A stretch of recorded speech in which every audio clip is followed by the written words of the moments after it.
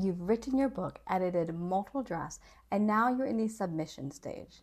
But then it dawns on you, what exactly are publishers looking for? Will they accept your work? In this video, I'm going to give you the 5 areas of interest when it comes to publishers and agents seeking new material. And the last thing on this list will actually take you by surprise. To know what it is, keep watching.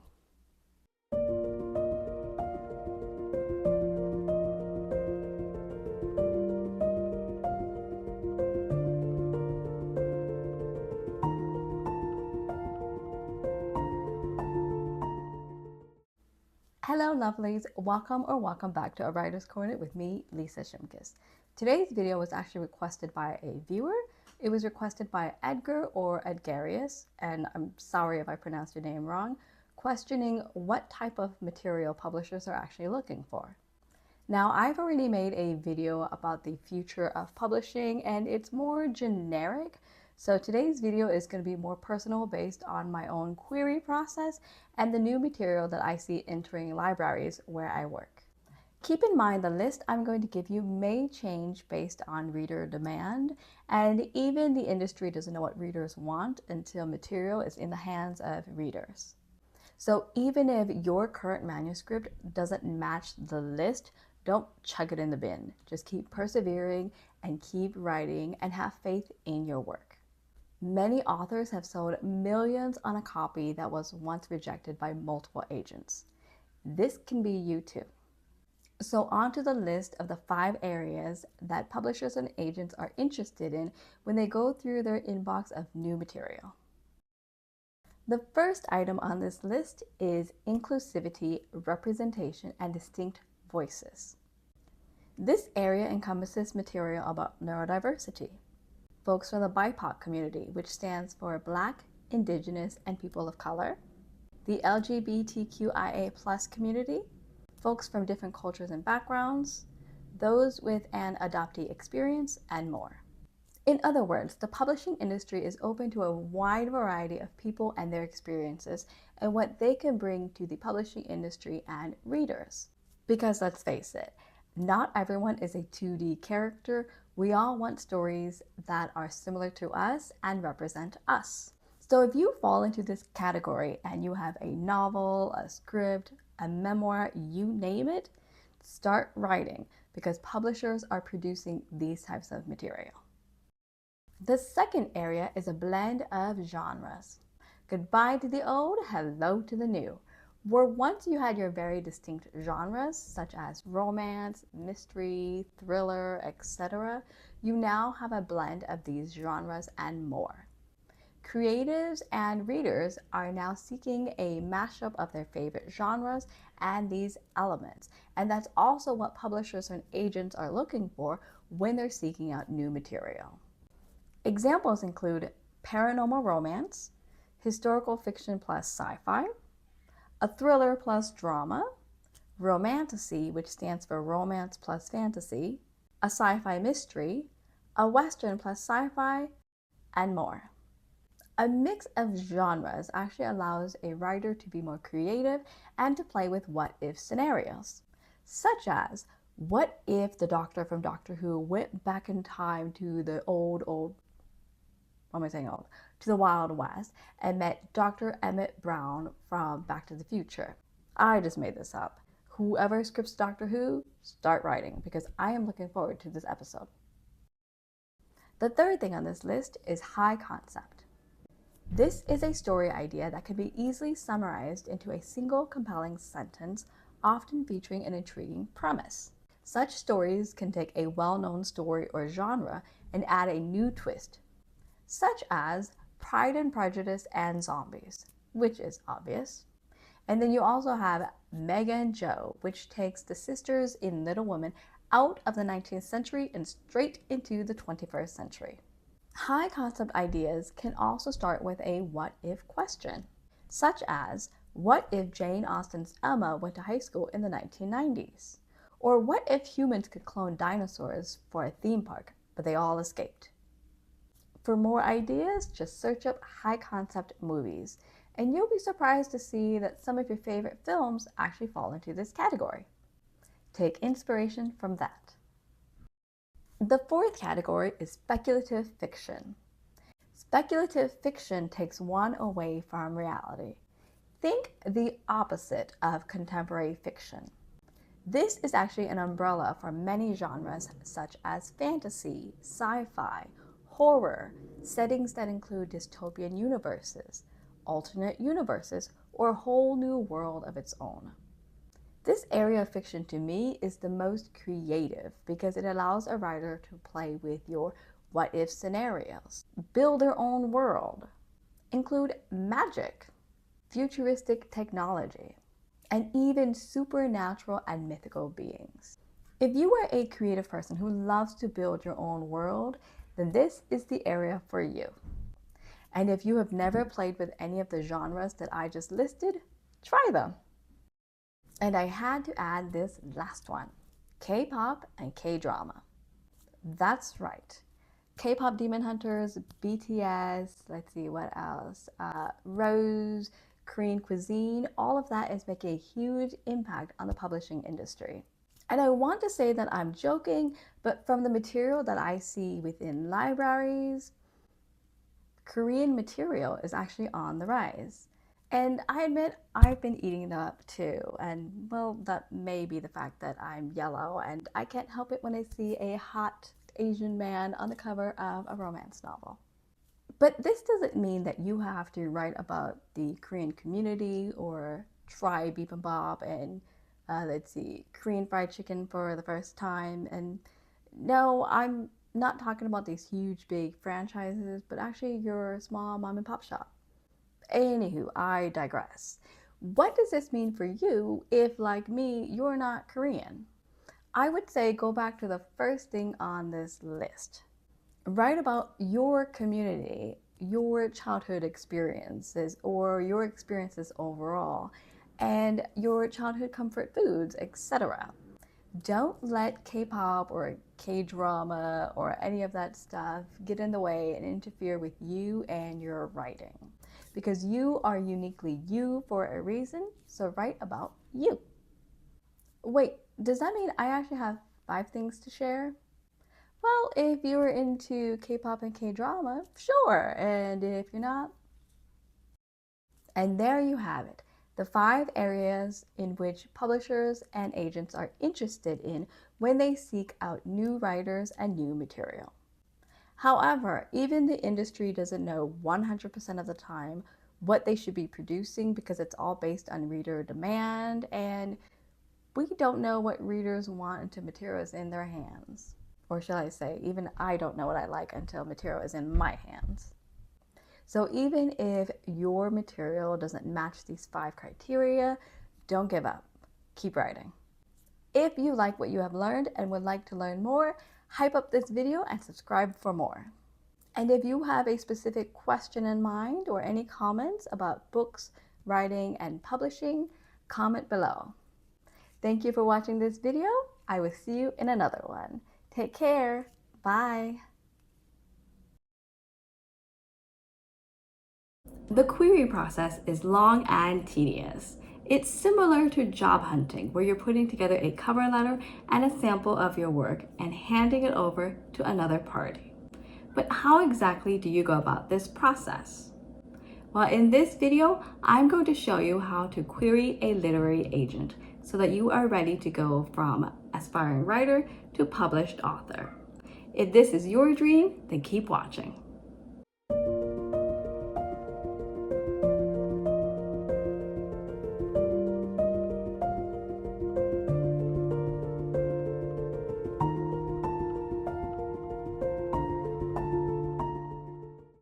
Hello lovelies, welcome back to A Writer's Corner with me, Lisa Shimkus. In today's corner, I'm going to follow up on a couple requests made by viewers.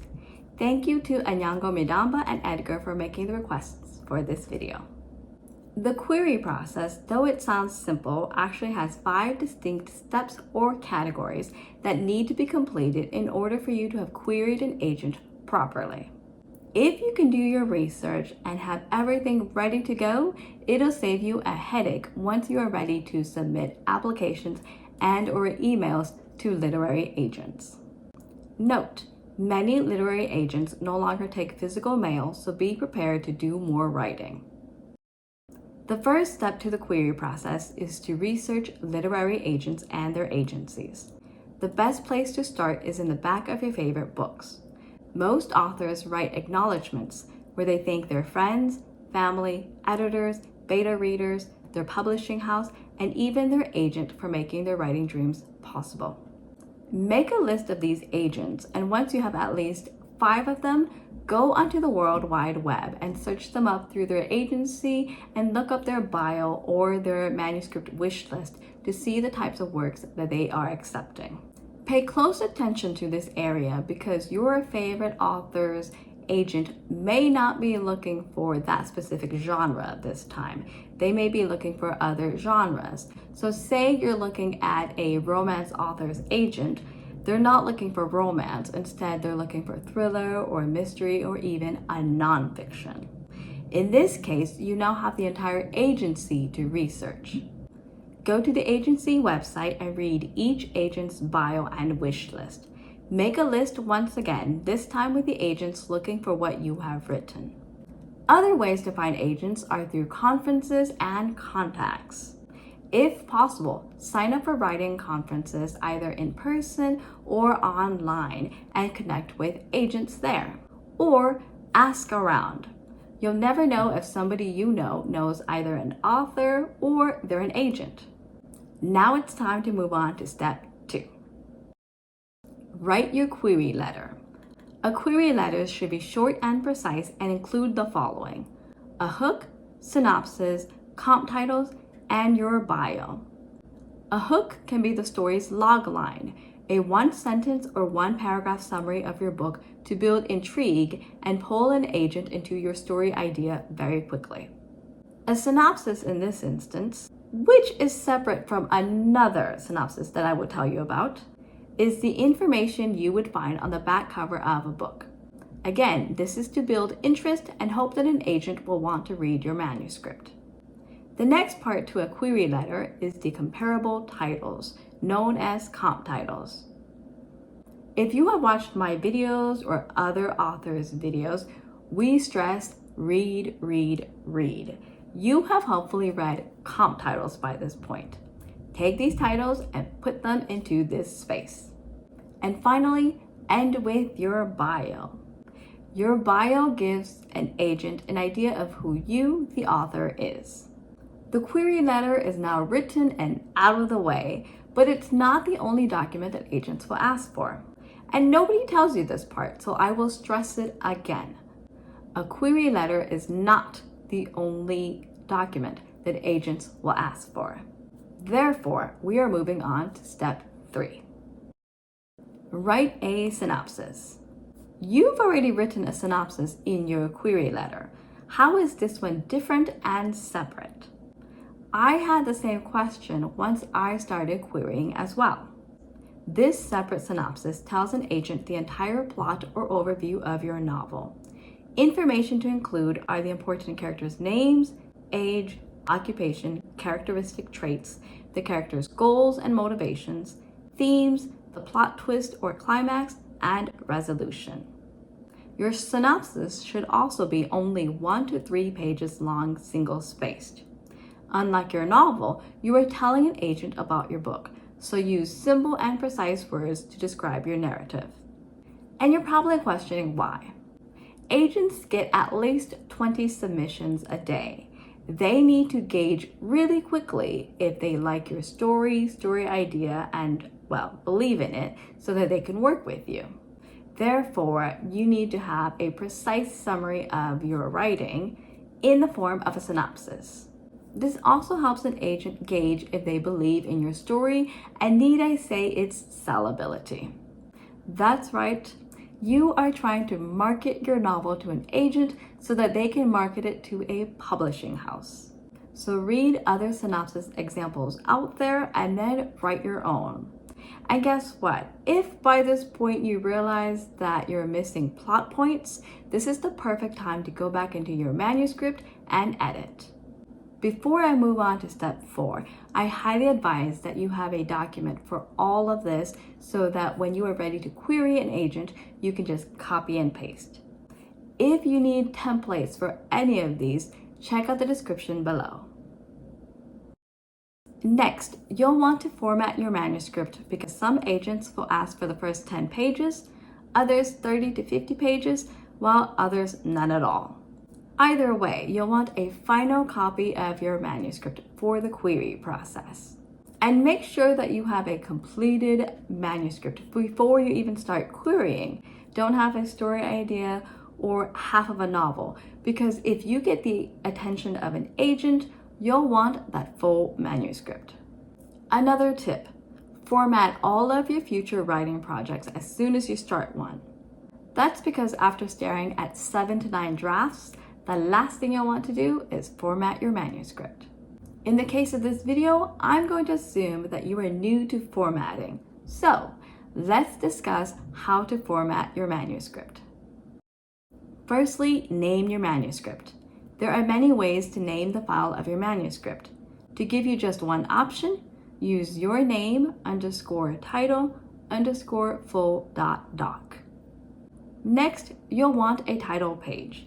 This is very crucial because it includes all the necessary information that an agent will need from you, such as your contact information, the title of your book, your name, the author, the word count, and genre of your manuscript. Next is to fix your headers. And I'm talking about the header of your manuscript as well as chapters. In the upper right of your manuscript, add a header that includes your name, the name of your novel, and page number. As for chapter headers, this can be the chapter number, a title, or a character's name to indicate their point of view. The header should be roughly 6 paragraph breaks down from the top of the page. Add one more paragraph break and you can format the body of the manuscript. Before I get to the next part in this, if this is way too confusing for you, I highly advise for you to grab a copy of my novel writing kit, which gives you an example of how to format your manuscript. Next is the body, which includes margins, indentations, font size, spacing, and scene or chapter breaks. For margins and indentations, use 1-inch margins and indent every paragraph by 1 inch. If you're old school like me, that's 2 fingers away from the margin. For font and size, use Times New Roman at size 12 point. For spacing, double space. For scene and chapter breaks, separate your scenes at the end of a chapter with this symbol. I grew up calling this symbol the pound key or the number symbol. Young folks, you know it as hashtag. If and when you have to make an important phone call and the automated system tells you to press pound, it's this symbol. Finally, there's the end of your manuscript. There are 2 ways to end your manuscript. Use either the previous symbol or write the end. Your manuscript is now done and ready to be submitted to an agent upon request. The last and final step to the query process is to submit your work. Some agents use Query Tracker, while others ask you to email them your specific documents, which are your query letter, synopses, and sample manuscript. Pay close attention to their website for such details. Once you've completed all 5 steps, congratulations, you are now done. Just rinse and repeat. And then after you have queried all of the agents on your list, give yourself a much needed break. In conclusion, the query process has 5 distinct steps. Research agents and their agencies, write your query letter, write your synopses, and format your manuscript. Once you have completed all of those steps, you are ready to submit your work to an agent. And mind you, the agent that you want to submit to may not even be available by the time you are ready to query. However, it is very important that you have all of your documents all in one place so that when you are ready to go about the query process, you are set to go. Thank you so much for watching this video. I hope that it was helpful and insightful. And if you liked what you have learned, don't forget to like this video, hype it as well, and share it with other writers. Also subscribe to this channel for more in the future, and I will see you in those videos. Until then, take care and have fun reading and writing. Bye! By the way, my microphone, which I just recently bought, stopped working. So I had to film this twice. Hope you enjoyed it.